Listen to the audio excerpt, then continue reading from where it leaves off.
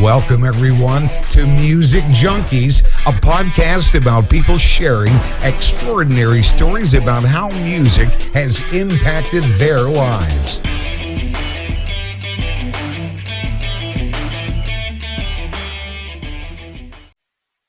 Welcome. Good afternoon. Welcome to Music Junkies. I'm super excited today. I am your host, Annette Smith, and our guest today is the great Shaun. I'm not going to say his last name because he's so nervous. I'm just kidding. He's not nervous at all. He's excited. But he is on the island, good friend of mine. We're in business together. And before I get started, Shaun, I just have a couple questions. The first one is what was your experience putting your playlist together? And then how would you describe your playlist to somebody? Good question. Well, my experience was hard to pick just a few because I have a lot of songs that I like. And then I had to also go figure out like what the actual names were because I don't really know a ton about music. I just know what I like. I just know what I like to listen to. So I have to do that. And then if I was to describe my playlist to someone, I would say it is a wide variety. Yeah. Like all over the place, which is, kind of par for the course for me. Yeah. I love this kind of process of asking people that question because it's funny. Most people, when they send me their playlist, I'm like, oh yeah, totally. Like 100%. Yeah, that's totally you. That makes complete sense. You, on the other hand, were totally different. I did not expect your playlist at all. And I listened to them so many times before I want to do the interview with people, just where I can feel the music. And this morning we were listening to it, and Tyler's like, whose playlist is this? Because he went on your playlist and he saved a bunch of songs to his little Spotify, and he was all excited about it. And I'm like, it's shocking. He's like, oh, this is awesome. I would have not thought that at all. He goes, I would have thought like country, really laid back. And I'm like, no, it's crazy. So I love your playlist for sure. Lots of songs and lots of songs that I haven't heard for a long time. So I appreciate that. So thanks for joining us today. So my pleasure. We're going to start off with our first song, right? Dead and Bloated. It's the best part of the song. Sure is. Yeah. Such a great song. My favorite part of this song. What is some memories that you have from that song? Oh, okay. Well, so the first few on my playlist were all kind of like a little bit nostalgic for me. So this is like, I never really got into music until like later in years, like I would say high school, and like towards the end of high school, probably grade 11 or 12 or something like that. This song specifically, Stone Temple Pilots, I think this is their first album. They were super popular, and so I was just kind of surrounded by it. And then I honestly just was listening to it because it was popular, and then kind of fell in love with it. And my memory of this song specifically was right after he starts, like the drums start, like I'm dead and bloated, bam, bam. It took literally like 3.5 seconds for my mom to come into my room and tell me to turn it down. And that was the first time that had ever happened to me before, that my mom was like, Shaun, turn down, because I never really listened to a lot of music as a kid. I was kind of into sports and did other stuff. So that's definitely my first memory of that song.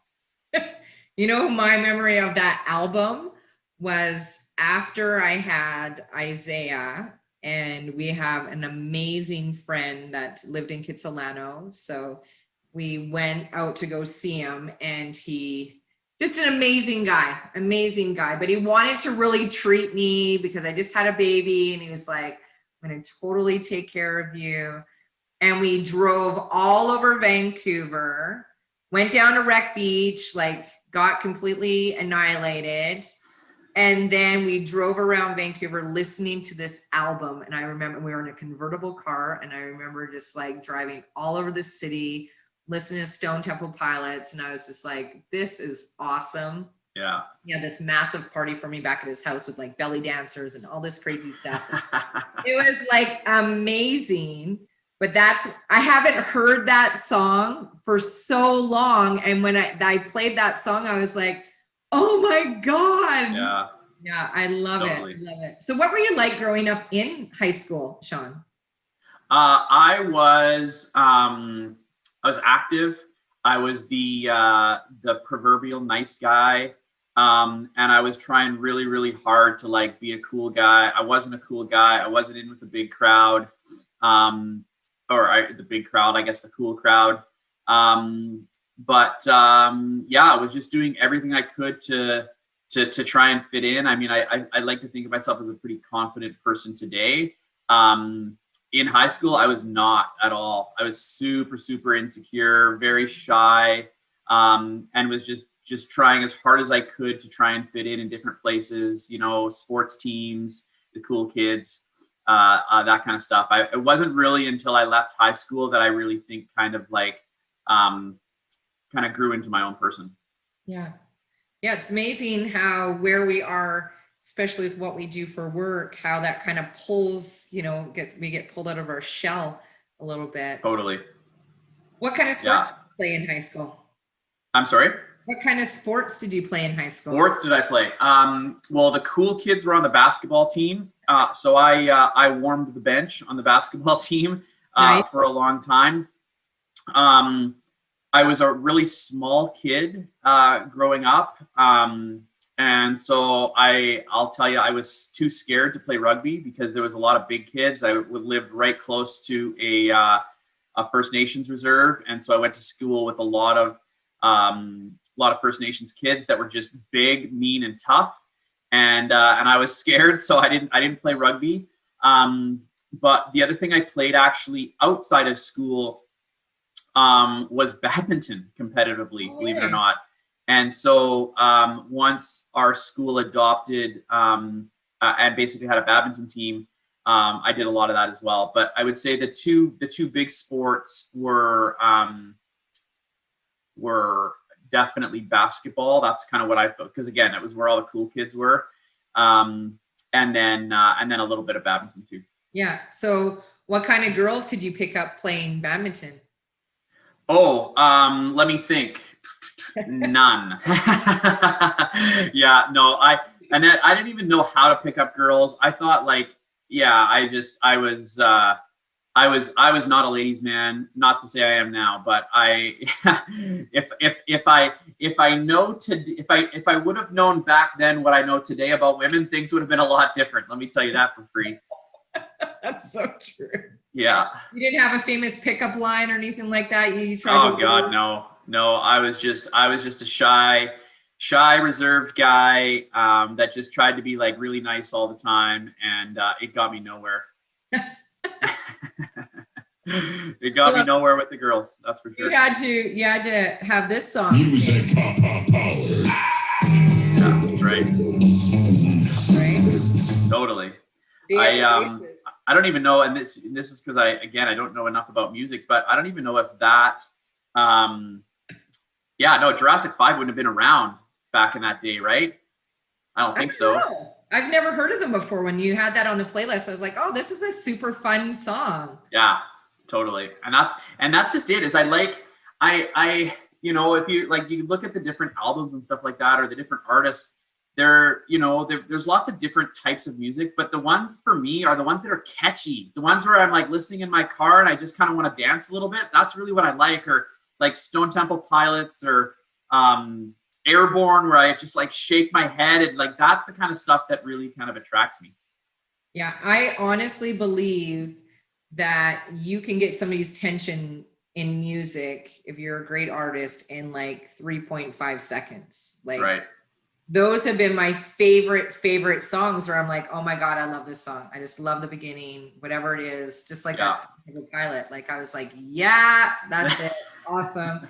Anybody that has enough confidence that they can go and say like 3-4 words to sell an album on a song like that, it's crazy. It's awesome. Totally. So Shaun, do you have any hidden talents that we don't know about? Hidden talents. Well, I used to be pretty good at badminton. I was nationally ranked in our country. The other thing that besides my business, the only other thing that I really kind of am passionate about and love and enjoy is kitesurfing. Oh, nice. And it's honestly, Heidi and I actually, we booked almost over a year ago. We booked a trip down to Mexico, and we're going to go down to Mexico for a month in January. And we're going to a cool little town in Mexico. It's really small. It's a small little fishing village. What's it called? But it's called La Ventana. Oh, okay. You should talk to Tyler, because that could be where his uncle is, and that's what he does down there. He teaches people how to kite surf. No way. Yeah. Crazy. So insane. Yeah. His name's Yeah. Daryl. So His name's I Daryl. love it. It honestly, like, you know, in terms of the hobby, like for me, like when I am obviously here in Victoria, you know, one of the great things about Victoria is we can kite surf year round. But when I'm having one of those days where it's just like, oh my God, I'm either going to drink a bottle of whiskey right now or do something. I get out in the water and just like harnessing the power of the wind, getting like cold seawater in your face. I just like instantly, I'm just like a new man. It just makes me hit the reset button. And I love it so much. Is it hard to learn? I've never tried it. I've always wanted to try it. But It's intimidating. Yeah. It's intimidating, I'll say that. But really, the sport's come a long way in the last few years. The technology is really good. It was a bit of a prenuptial for Heidi and I. I was like, listen, you don't need to love this as much as I do, but you need to try it. And so being the awesome lady she is, she did. And she's like, Shaun, I am so fucking scared right now. Like, I don't even know what to, like, I've never done anything. And now she still gets a little nervous, like, especially if she hasn't done it in a while. But she rocks it. She's awesome at it. And she's not a strong swimmer at all. And oftentimes I think people think that you really need to be a very good swimmer, and that's just not the case. It's you just need to know how to fly a kite, essentially. That's insane. Are you going quite far out from the shore though? Depends on who I'm with and what the conditions are. So if it's like storm kiting where it's like 30 knots, gusting 45 knots, I stay pretty close to shore. The rule is you only go as far out as you're willing to swim back. Because sometimes things can happen, right? You just never know, malfunctions, you could lose your board, whatever. So I tend not to. If I'm out there with a big group of people, then it's a little bit different, because then I'll venture off and I'll always know that my friends are out there, and if they see me and I need help, then they'll come and help me. Yeah. So what kind of tricks can you do? Not a lot. One of the biggest, I mean, honestly, if you talk to anyone who has learned how to kiteboard or kite surf, the biggest thing is about staying upwind, right? Because naturally the wind wants to pull you downwind. Yeah. And the whole idea is harnessing that power and utilizing the board to get yourself upwind. It's called tacking. And so I always say, I'm like, getting upwind is still the best trick I can do. But I love the thrill of jumping. You know, especially when there's big waves, you basically can use them like a ramp. And getting up actually isn't the hard part. It's getting down softly. That's the hard part. So I oftentimes in my older age don't quite do what I used to do, but it's still the biggest thrill for sure. What's the most amazing thing that you've seen out there while you were kite surfing? Oh man, lots of stuff. So in Victoria we have a lot of whale watching tours, and seeing the looks on the faces of the people in the whale watching boat as you literally like jump over top of them, that's kind of neat. But I've been out there, I've seen lots of different sea life. I've seen tons of sea lions, otters. I've even, and I wasn't close, but I even saw while I was out there a pod of orca whales, which is super cool. That's cool. But I would say probably the coolest thing that I've seen is watching other kiters while I'm out there. Like seeing the stuff that they're doing live on the water while you're out there is pretty rad. That's awesome. I love it. Thank you. Yeah. Another great song. Pearl Jam Alive. Like, how can you not love that song? Totally. And actually, that album, Pearl Jam 10 and Stone Temple Pilots' Dead and Bloated, were the very first 2 CDs I owned, and I got them together. And so, yeah, I honestly, like, I picked 3 Stone Temple Pilots songs and a couple of Pearl Jam 10 songs, but literally part of the reason why it was hard is because my gut instinct was just to like put both of those albums on the list, because I love them both, like top to bottom. I could listen to every single one of those songs and not be like, hit the skip button. Yeah, and yeah, Alive is just an awesome song. Have you ever seen them alive? Have you ever seen them in concert? Never. No. There's only on this list, there is only 2 that I've seen live, and one of them was probably one of the best experiences of my entire life, to be honest with you. Yeah, well, let's hear the story. I'd love to. Okay, so I was fresh off my my warm-up marriage, and my best friend, I was still living in Calgary at the time, my best friend came and scooped me up and is like, we're out of here, we're going on a road trip. And he took me down to Washington to the Gorge. Oh. And I got to watch Dave Matthews live in the Gorge in that outdoor amphitheater. And holy smokes, just like absolutely fell in love. And it was just, just like, it was a beautiful day. The sun was like, I'm not sure if you've ever been to the Gorge. Have you ever been to the Gorge? I haven't. Yeah, so it's one of the things you just have to see. Like, so you're on this like this grassy hill that kind of angles down towards the stage, and then there's the huge stage, and then behind the stage is this backdrop of the Columbia River and the sun setting. And so there was a couple of warm-up bands that were on there, and then Dave Matthews comes on. His first song was Crash. And I was just like, wow, like I had goosebumps. It was such an awesome experience. I love that. Yeah. So you said warm-up marriage. So you've been married before? I have, yeah. I've actually only been married once. Heidi's had a warm-up marriage too, and neither of us are really interested in doing that again. But we own multiple properties, and we joint share on 2 kids. So as far as we're concerned, that's enough. You're married. You don't need a piece of paper for that. So how long were you married prior? So we dated for 6 years. We were engaged for 2 and married for 2. Wow. So it was essentially a 10-year relationship. Yeah. No children though that came out of that? Oh, thank goodness. No, got out of that one real clean. Thanking my lucky stars, because I mean, you know as well as I do how, I don't know if popular is the right word, but I'm sure you have a list as long as your arm of friends and family you know that have gotten divorced, and man, there's some really ugly stories out there. And so I'm pretty thankful. I think honestly it was a testament to both of our characters. Neither of us were vengeful people. And we just knew that we needed to move on and accelerated the process and got it done, and that was it. That's good. That's nice. Yeah.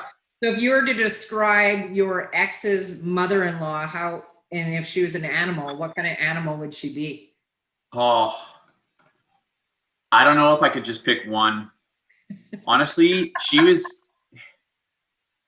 I think like knowing what I know about mental health now, I think she was bipolar, because there would be times where I would come into their house and I was like, Shaun, the son-in-law who's a paramedic, and so great and love you and all that kind of stuff.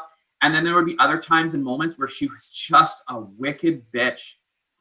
And it was hard to handle. And she's the proverbial, like, does nice things when she's around people to get recognized for it, but behind the scenes, closed door, just like, just not the same person. And my ex-wife Kim was certainly was different, but there was definitely some character traits there that I recognized over the years. So how did you meet Heidi? How did I meet Heidi? So I had left Alberta. I had moved back here to Victoria. This is in 2014. And then I went and I was working casually I wasn't really, I just didn't want to have a full-time job at that point in time. I was kind of a single guy on my own. I just didn't really need it. So I was just kind of working casually. And one of the jobs that I was working was up north. And so they were hiring advanced life support paramedics to work in a clinic to do some primary care work alongside experienced nurses. And so that's where I met Heidi, was up in up north, working up north. And, you know, it's interesting because at the time in my life in that I wanted absolutely nothing to do with a girlfriend. I really didn't. I thought my version of love was going to be like, you know, two Filipino women that like fought over rubbing my feet at night. Like I really didn't. I wanted nothing to do with any of it. I was so like just bitter towards the whole thing. And and then I think really what changed it was, you know, we spent 12 hours a day for 2 weeks straight, totally platonic, just working together, like just like literally, you know, working together. And, you know, kind of realized that she was not fresh off a divorce, but was also divorced. And she had her shit together. Like she owned a home. She was like well established in her career, wanted to like, you know, live life, do things. She was in the same boat I was. And for me at the time, I think I was 35. My experience of dating women my age was they were either batshit crazy or they wanted to lock it down, like white picket fences, kids, like instantly. And I just didn't really want anything to do with that. And Heidi wasn't that. So she was living in Revelstoke at the time, and I was living in Victoria, but I was making a trip back to Calgary to grab kind of the last loose ends of my stuff. And she's like, well, you should, you know, stop by Revelstoke and, you know, let's whatever, go for a beer or something like that. And so I was like, okay, sure. And ended up staying in Revelstoke for 2 days. So that beer led to a sleepover. Yeah. And it was, and she'd probably not be very happy me telling you this, but I'm going to tell it to you anyways. She didn't sleep with me right away. And I was kind of like, that time of my life, I was like, yeah, you know what? Like, I'm not really, you know, in it, but anyway, she left enough of an impression that we definitely did end up having a sleepover, and the rest is history. We eventually got on the same rotation up north, and we worked up north together. And then I was like, hey, you want to move back to Victoria? And she's like, sure. So came back here, bought a house, and here we are. Awesome. So how long did it take Heidi to seal the deal? How many dates did you have to woo her before you? Oh, I got her on the second date. Yeah, totally. She just couldn't keep her hands off me. That was the problem. He's like, you know what? You are going to stay the night. So yeah, I guess. We are quite far away from each other. You know, it's not like I can just go down the street. Well, I wasn't coming back for milk and cookies. I can tell you that for free. So it was a good thing she let me see her naked. That's right. And then I was back for sure. So this CRACKERMAN, Stone Temple Pilot, right? Yeah. Is that how you felt after you laid some pipe with Heidi? Totally. I was just like, I was probably listening to that song as I was leaving her house on my way to Calgary, just feeling like a friggin' rock star. She'll be mine. Yeah. She'll tell me. Yeah, totally. What are 3 things that you love about Heidi? Oh, her heart. She is one of the most caring people I've ever met in my entire life. She's just so sweet and kind, would never do anything bad to anyone. And is not afraid to be vulnerable and kind to people without getting anything in reciprocation. And I think that's just really special.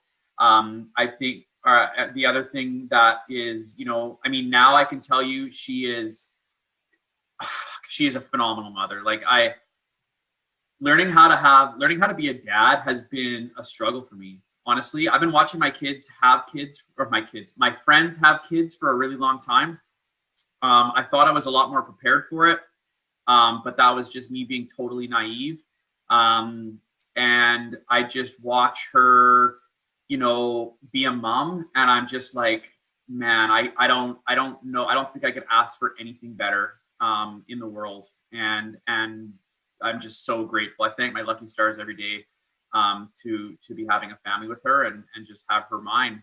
And the final thing that I think I just love and appreciate about Heidi the most is her willingness to grow and to learn. And I, you know, we're constantly together working on that. We're constantly together working on being the best versions of ourselves and communicating well together. And communication's a really big thing for me. And it wasn't for Heidi when we first met. And I shouldn't say it wasn't a big deal, but she just didn't really know how to do it. As crazy as that sounds. And, you know, and that's really important for me because I feel like I did enough fighting, enough yelling in my warm-up marriage to last 5 lifetimes. Yeah. And I just don't really subscribe to the whole concept of all couples fight. Do Heidi and I have differencing of opinions? Absolutely we do. Do we have differencing of opinions around our kids and what we should do and how we should raise our kids? Yeah, we do. Do we get on each other's nerves? Yeah, fucking right. Absolutely we do. But there's never yelling. There's never belittling, name calling, making the other person feel bad. There's no pouting. There's no cold shoulders. There's nothing like that. You know, matter of fact, last night, you know, we sat down on the couch and Heidi's like, listen, like we have no daycare this week. So Heidi's like full on with 2 kids. And she's just like, listen, like I know like, because we share a calendar and she knows that I've like was hanging out with you today for an hour and then I'm going to meet someone for lunch. She's like, honestly, listen, I'm feeling a little bit resentful right now. Like I'm feeling like I'm getting buried at home with these friggin' kids and you're out having fun and it doesn't really make me feel good. And that's just a classic example of what I appreciate so much about her is that, you know, we can have those conversations. And it was just like, hey, listen, here's how I'm feeling. And can we talk about this? And we did, and we got it sorted out. And it was just, yeah, it's so good, Annette. It's better than words can even describe. I'd love that because one thing I think a lot of people lack in a relationship or why they end up leaving is poor communication and they're not growing together. Totally. Right. That's why anytime I ever left a relationship was like, you know what, we're not really having any conversation. Right. You're a dead lay and I gotta go. Wheels up. Wheels up. I gotta go find somebody else. So this next song, again, Tyler added this song because we've never heard it.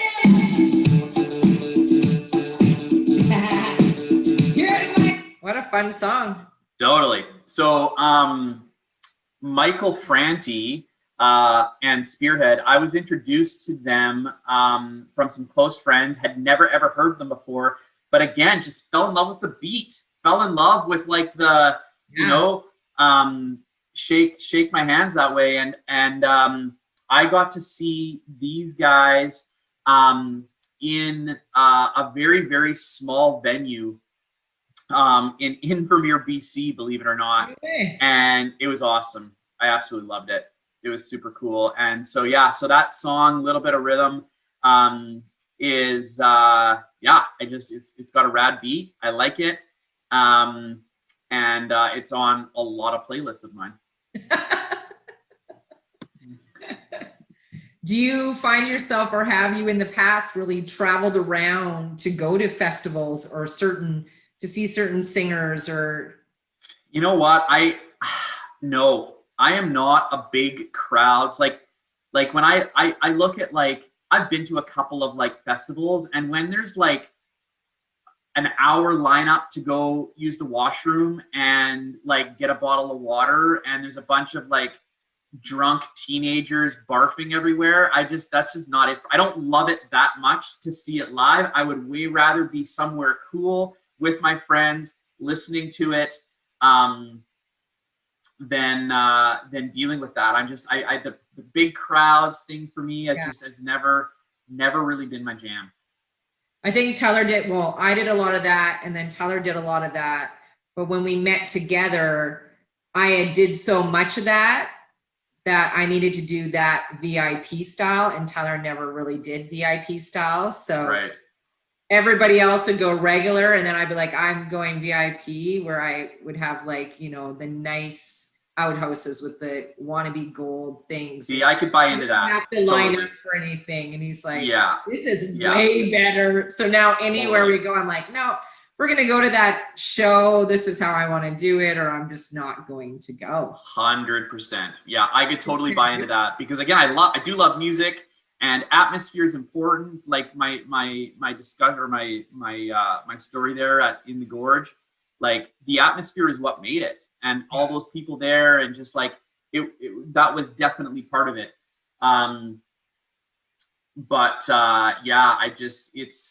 Yeah, so anyway, so I guess to answer your questions, I haven't seeked out a lot of those opportunities just for that reason.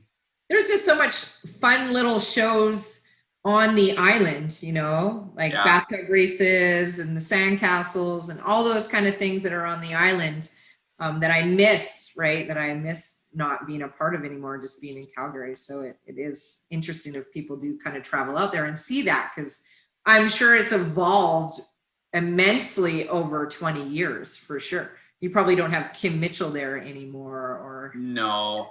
You know, actually, here's another one that I saw in a super small venue in a place here in Victoria that doesn't exist anymore. It was literally, I think, like, Annette, I don't think this whole place was bigger than 1,000 square feet. No. I saw Moist live in there back when they weren't really Moist. Like back in the day when, you know, I was kind of 17, 18 years old. And that was also kind of cool. That'd be really cool. So many women love that word, moist. Hey, a lot of guys do too. What's not to like about it? Like, you know what? We're going to name our band name Moist. Girls will love it. Guys are going to love it. It's going to be so totally. It's a win-win. That's right. This next song, The Future.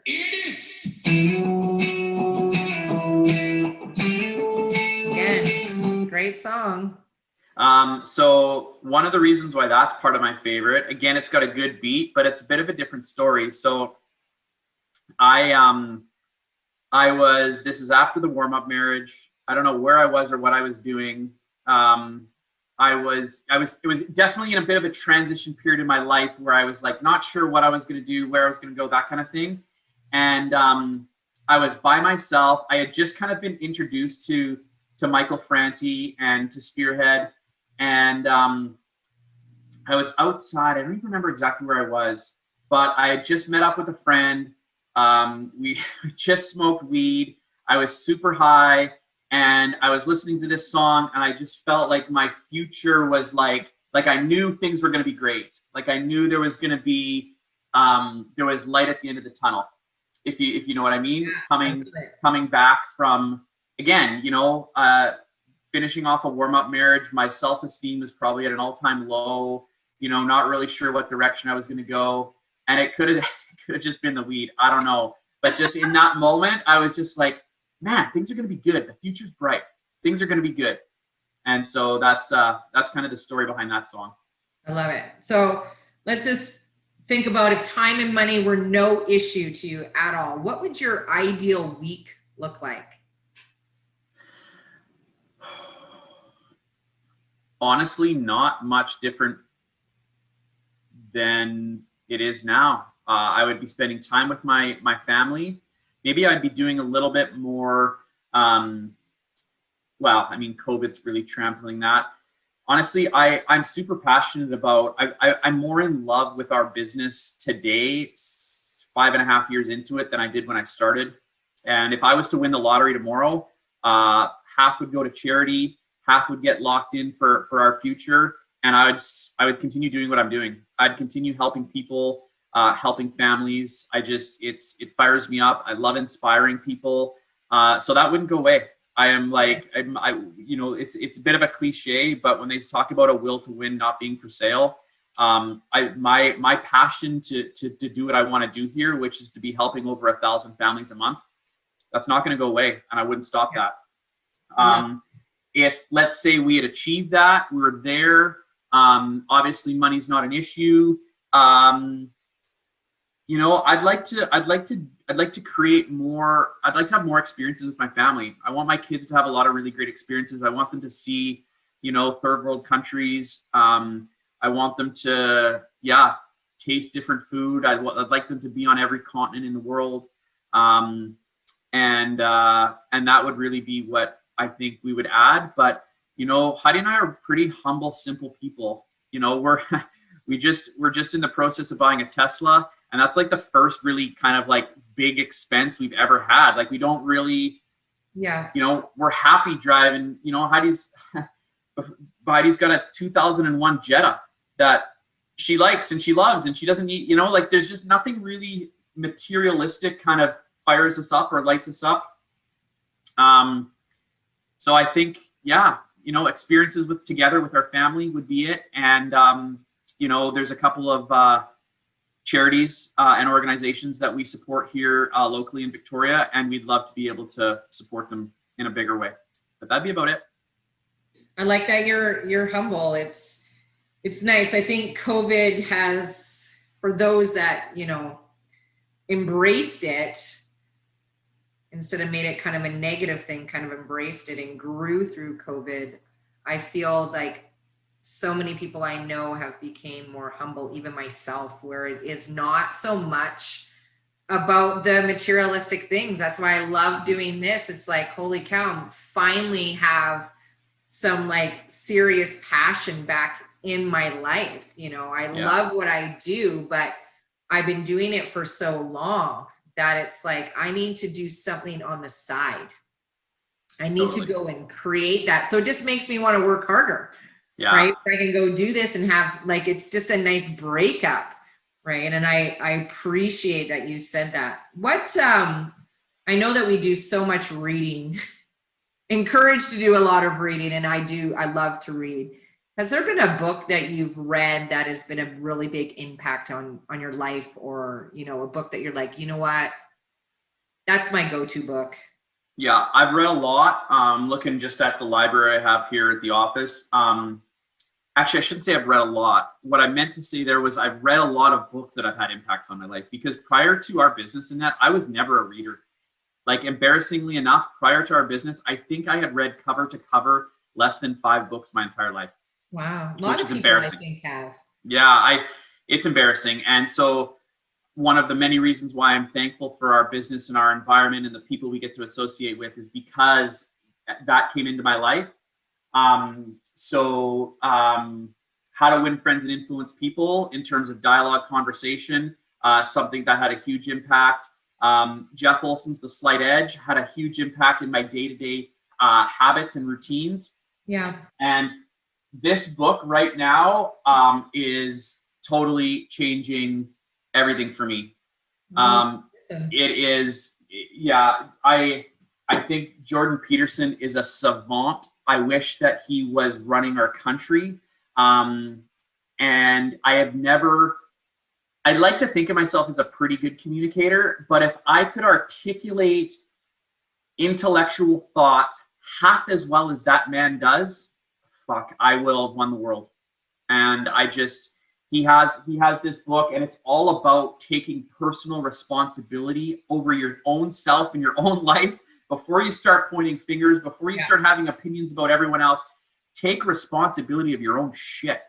And that's what this book is talking about. And I just love it. I read a chapter, and then Heidi and I sit down and we talk about it for an hour, because I'm just so excited about it. It's awesome. I love the impact. Yeah. This next song had a huge impact on my life for sure.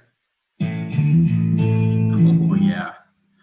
Right? I mean, Jeremy Pearl Jam 10 is like, holy smokes. It might be the only song that doesn't have that like make me shake my head, get excited, or that crazy beat in my list there. That is definitely a favorite, and again was introduced to it because that's what the cool kids were listening to. But man, the second I hear that on the radio, it's just like, up, turn it up, turn it up, turn it up. I just like, I love it. It's just such an awesome song. When's the last time you seen the video for that song? Annette, I don't know if I've ever seen the video. Oh my God, go watch the video. Okay. Very impactful. It really is. It really is. So Shaun, what would be 2 of your biggest pet peeves, would you say you have? Biggest pet peeves. Ooh. 2 of my biggest pet peeves. Well, around the house, it's when Heidi leaves lights on. Did you grow up with your parents telling you to turn the lights off all the time? No, I had a roommate. My very first house I lived in, I was 17 years old.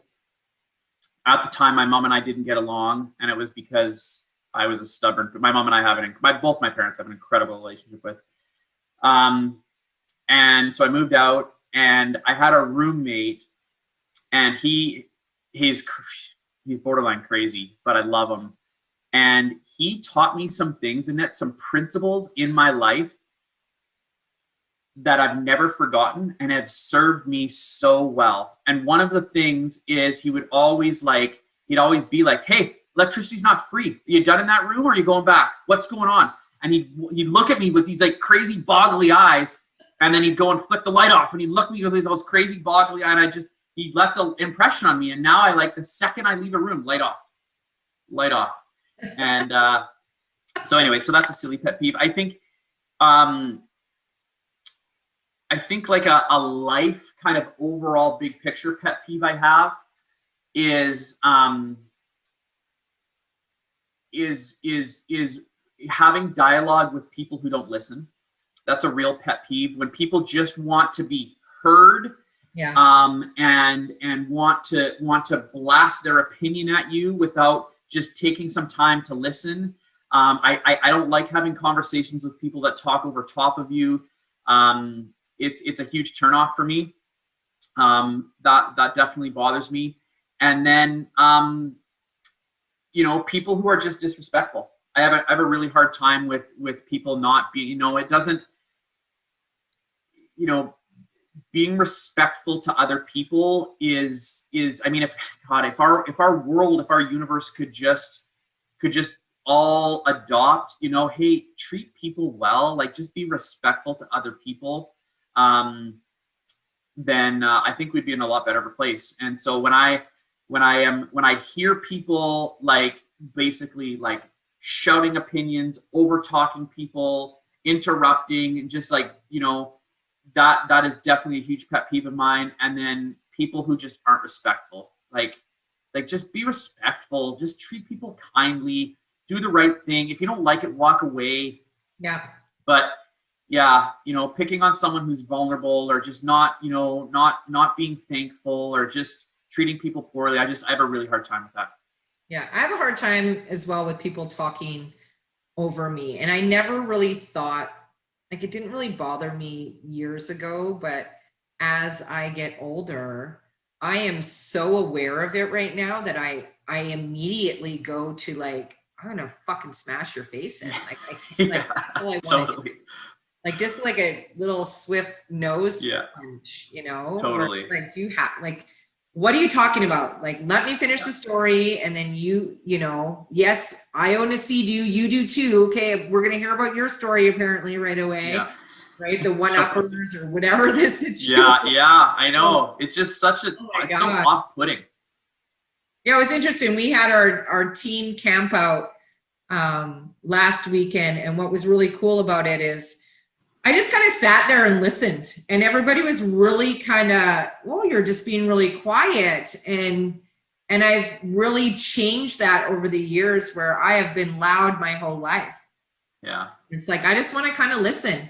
And it was just really no judgment, but it was really cool just to kind of watch interactions where I was like, oh, that's interesting. That's interesting. Oh. Yeah. Like people are like, what's going on in my business? Well, I can't really tell you. You're going to have to just kind of go through it yourself. Yeah. You're either that way or you're not. That's a hard part to change of yourself. Yeah. So it is quite interesting to kind of watch that, for sure. Totally. Yeah, no, my grandpa used to tell me when he was alive, Shaun, we've got 2 ears and one mouth for a reason. That's right. And I was young when he first told me that, and I never really got it. But as the older I get, the more it just totally resonates with me and makes sense. And it's like, you know, again, I love working on my ability to communicate and articulate thought. I think it's just, you know, for me as a person, it's one thing that I'm totally striving at constantly getting better at. And in my opinion, if you want to be a really great communicator, then you have to be an incredible listener. Yeah, 100%. I agree with that 100%. So this next song, I don't think I've ever heard it at all, but it's Trippin' Billies. Yeah. Your playlist is crazy. David So Matthews. I, again, fell in love with Dave Matthews in the Gorge when I heard him for the first time.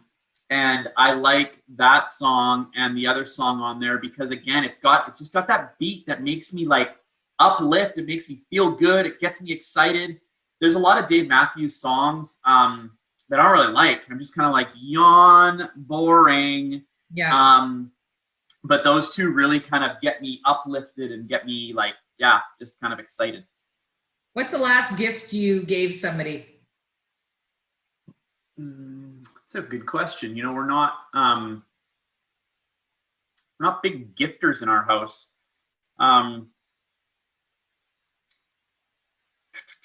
Maybe it was just a gift of time.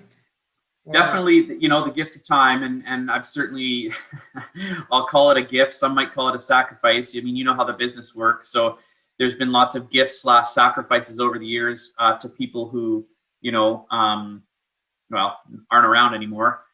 You know, gift. I don't normally ever do this. But I gave someone money the other day. No way. And it was a friend. He didn't ask for it, which is probably the reason why I gave it. But you know, it was just, yeah, I just kind of was sitting back. I care about this guy, and I'm like, man, what is, like, how can I help right now? Like, what does, you know, what can I do for him? And he was just, yeah, he was in a really just a huge struggle challenge with, you know, wanting to get some things done for his daughter. Got a real crazy ex-wife. Yeah, he was feeling really stressed out. I could tell that he was, you know, tearing up on the other end of the phone. And so I just transferred him some money. And I didn't tell him I did it. It just kind of showed up there in his bank account. He obviously knew it was for me. And then, you know, he's, you know, it was, oh my God, like, I can't believe you did that. Like, I got to pay back. I'm like, please don't. Because if I did that with a intention to, yeah, then it takes away from it. Yeah. And I just want to do it because I can. You know, obviously talk to Heidi about it first, and you know, she feels the same way I do. You know, so yeah, I think that kind of pops to mind. But other than that, like in terms of actual gift, you know, Heidi and I certainly don't do it. Like, you know, all the Hallmark holidays, the Mother's Days, the Father's Days, all that stuff. Like, we don't buy into that stuff. If there's something we want, something that we need, and it's less than $500, we're just going to go buy it. If it's over $500, then we'll have a conversation first, but chances are we're just going to go buy it anyways. So, you know, yeah, we're not big gift people. We wouldn't do well together, Shaun, because I like gifts, right? Everybody knows. Like, if I have a birthday, I'm like, I'm inviting you because I want a gift, right? Okay, I'm glad you told me that. Because Right? I want to be invited to your parties. I want to be invited to your birthdays. I'm a big gift. I love gifts. But I love how you said that you gave to not get back and just go and do that. That has always been my biggest downfall my entire life. I give. But in the back of my head, I have some expectations about you for sure. And we just finished Tony Robbins' 5 days of 3:30 mornings. And one of the things that I got out of there was change your expectations for appreciations. And that has like literally in 4 weeks have changed my life because I don't, yeah. And it's been nice just to give, right? It's been nice to, I just want to give you this. I just want to do this for you. You know, we've been giving lots to charity. And the crazy part is I got a call the other day from a charity. And I didn't give very much, but the fact that they took time of their day to like call me, I was driving and I literally wanted to like pull over because I was just like, my heart. And I just sat there and said, oh my God, is this what it's like to like give back after you give instead of like that expectation? It's the first time I ever really kind of felt that way. And it was like amazing. I loved it. And I was like, such an I incredible have to like calm myself because I'll just like give. It's like crack, right? You just give it. Yeah, it kind of is. Want the same feeling again. Yeah. Right? Yeah. It feels so good. Yeah, I love it. So we're on the second to last song and we have this Naked Sunday. Right? Oh, yeah. Such a great some more STPs. Yeah. So it opens up great. It's got great beat right from the beginning. I love the name. I mean, part of the reason I own my own home is so I don't have to wear clothes.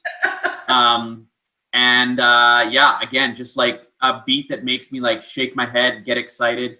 All of these songs, by the way, I've got waterproof headphones. I listen to all of these songs while I'm kiteboarding. No way. That's awesome. Yeah. Because they're just like, they get me fired up. Especially the STP, the Pearl Jam. Yeah. Yeah. Yeah, it's crazy when I love how music can totally change your state. And that was this is another reason why I love doing this. During COVID, I've always been immersed into music my whole entire life. But during COVID, I just really lacked it. I didn't really listen to a lot of music. And I don't really know why. So when this kind of came about again, I've just been like, oh my God, just feeling like nourishing my soul again. Like It's been so fun to do that. So last song here, Shaun, last song. It's another Dave Goodman. Is it maybe? Maybe not. Dave Matthews. Dave Matthews. Dreams. Yeah.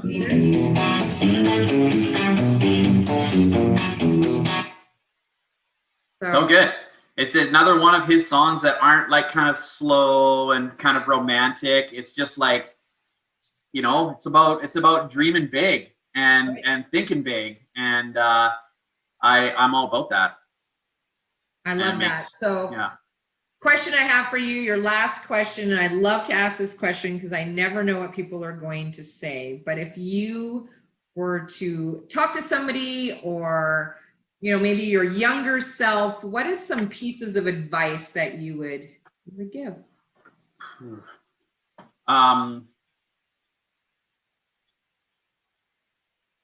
Take complete fucking ownership over your life. Everything that happens. Take complete responsibility over everything that's happening in your life. It's happening for you. It's not happening to you. Take control, not so much control, but take responsibility for it all. Blaming, pointing fingers is never going to serve you. So take responsibility for it all. It's all in your control. And yeah, I mean, I think about the two skills that, Heidi and I talk about making sure that our kids have, and that is communication and problem solving. I believe if they can leave our house as and obviously they've got their own type of moral virtue and ethics and things like that, but if they can leave our house and we can help them communicate well and we can help them problem solve, then I think they're going to make it.